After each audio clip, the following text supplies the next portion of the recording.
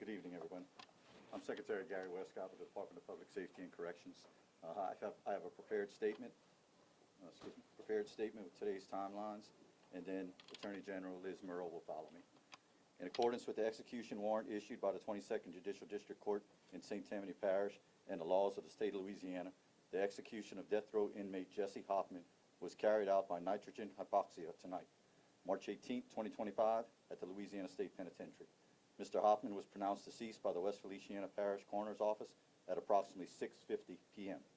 Mr. Hoffman was convicted of first-degree murder of Mary Margaret Molly Elliott on June 25, 1998, and in accordance with the jury recommendation, was sentenced to death on September 11, 1998.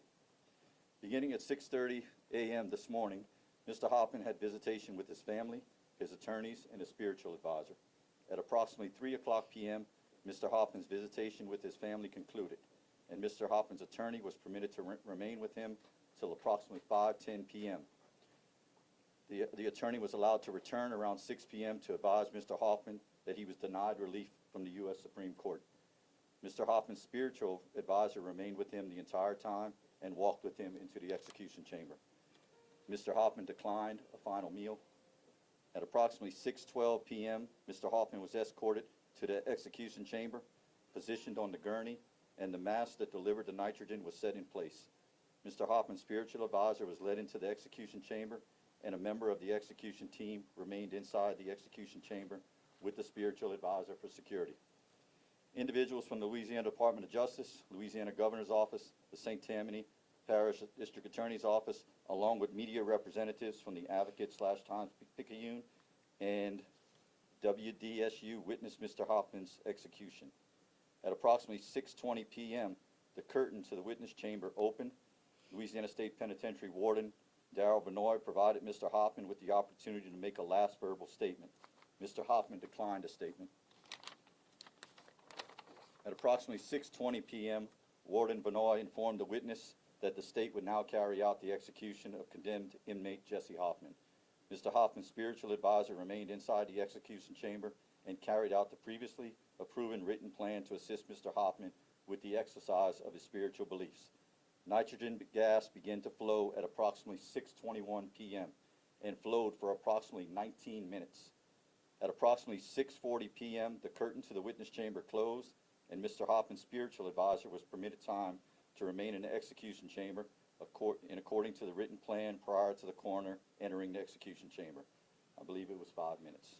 Subsequently, the curtain to the witness chamber opened, and Warden Benoit informed the witnesses that at approximately 6:50 p.m., the execution of Mr. Hoffman was carried out in accordance with the laws of the state of Louisiana.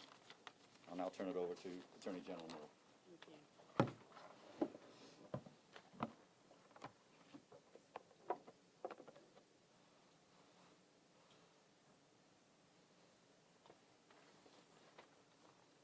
This was Mary Margaret Murphy Elliott.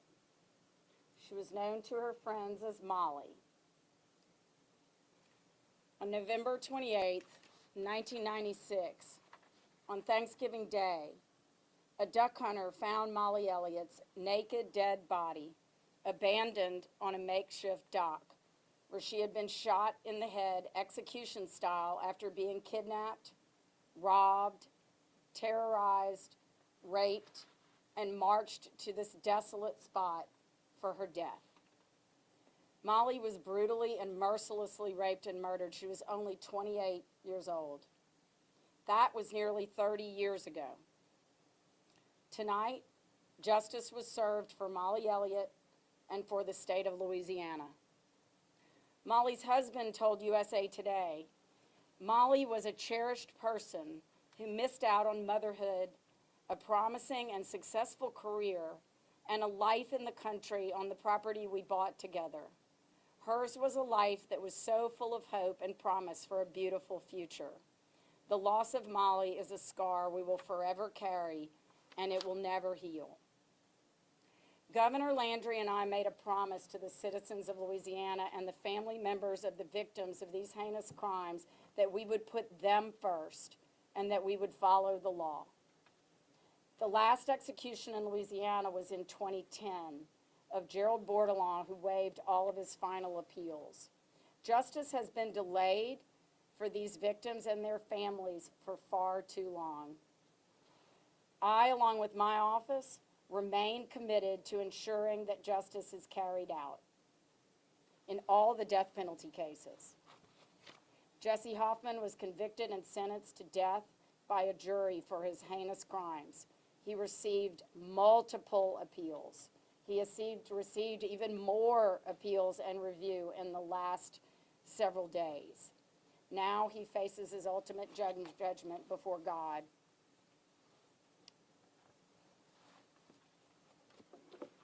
At this time, we'll open it up to questions.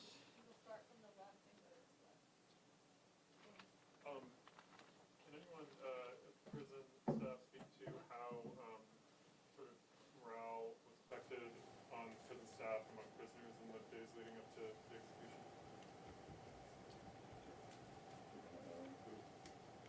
Can we get Warden Bernard? Warden Bernard, come on up here.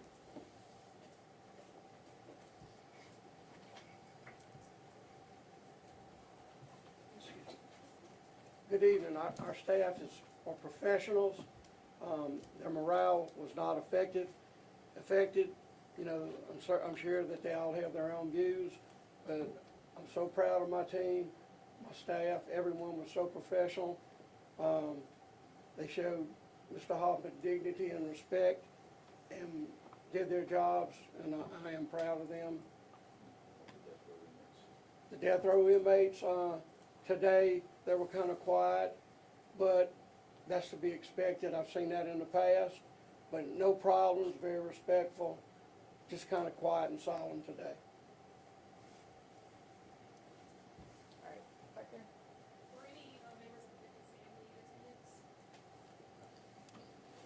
They were not, but the governor and I have both been in contact with them, as have people from the district attorney's office in St. Tammany and the detectives who investigated this case from the outset. So they've been in close contact with the family.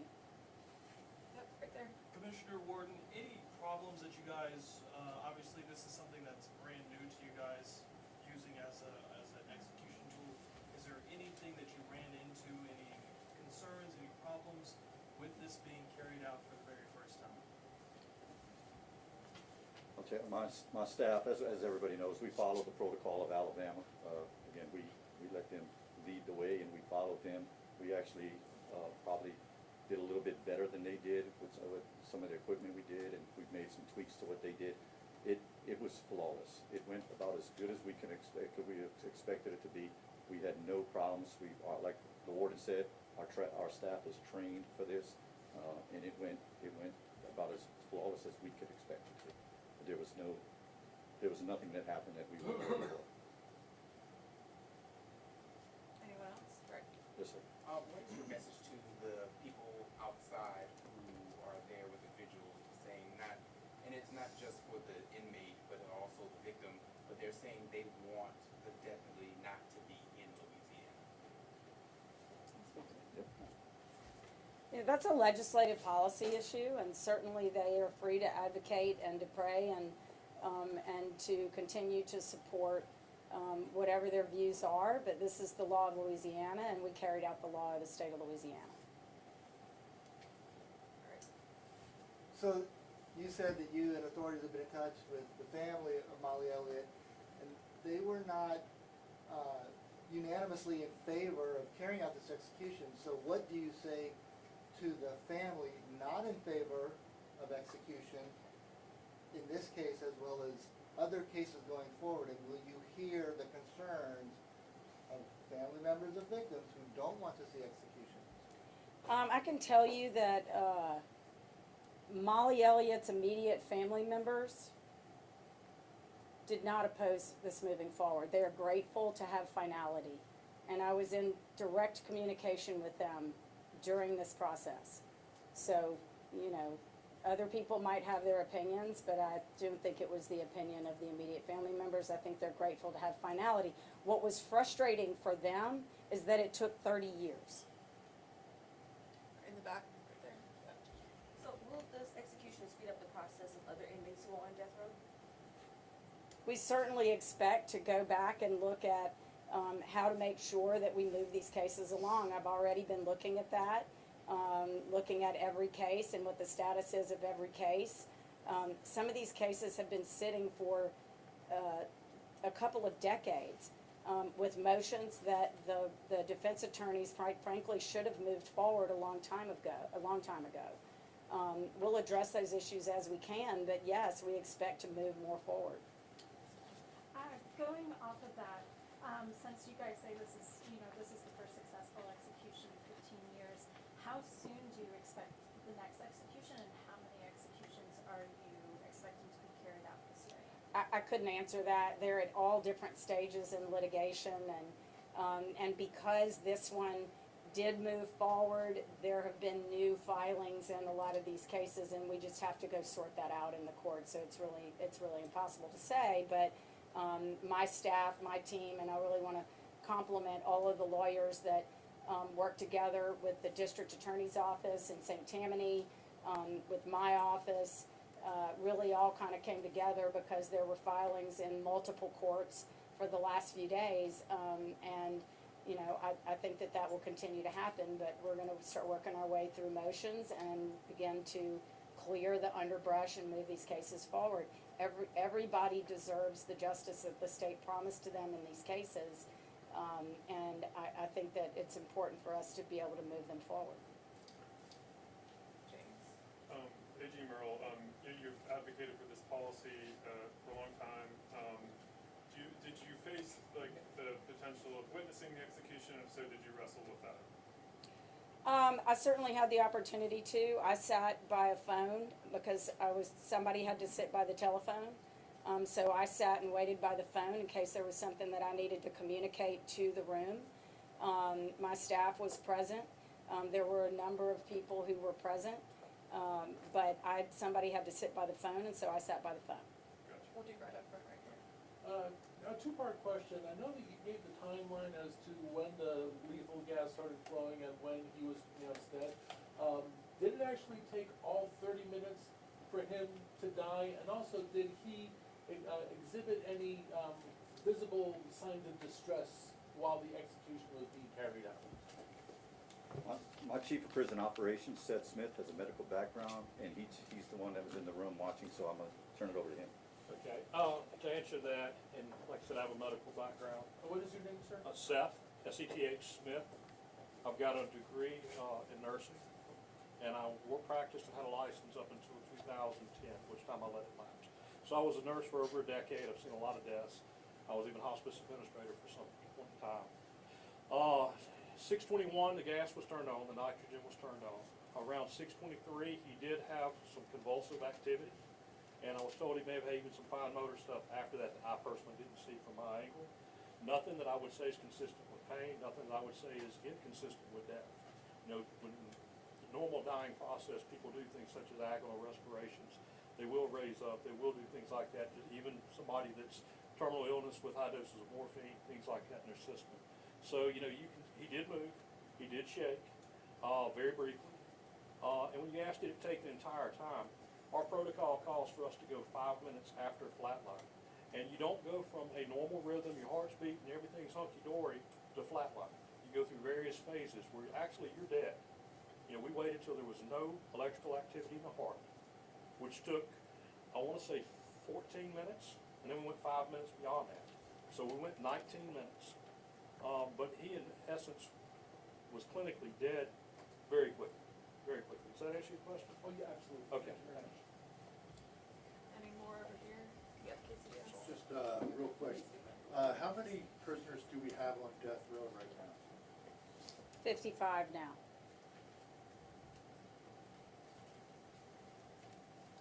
Last one right here. Mr. Smith, I know you said he was convulsing. Do you believe he was conscious at that point? No, I do not. Prior to convulsions, that's a subjective observation. He did raise up. There was some shaking activity. I can tell you that I was watching his eyes for 30 to 45 seconds prior to that. There was no blinking activity. So I do not believe he was conscious when that occurred. When you say raised up, do you mean his back? He's or- strapped down. Yeah. So it's not like he says, it's like your muscles tighten up. You it's a, you know, an involuntary response to dying. You can quiver, you can shake, your muscles clench up. It's electrical, it's like your heart continues to have electrical activity, so does, you know, your muscular. And, you know, I don't know exactly what he was doing, but I do not believe he was conscious, and I do not think it correlated to pain.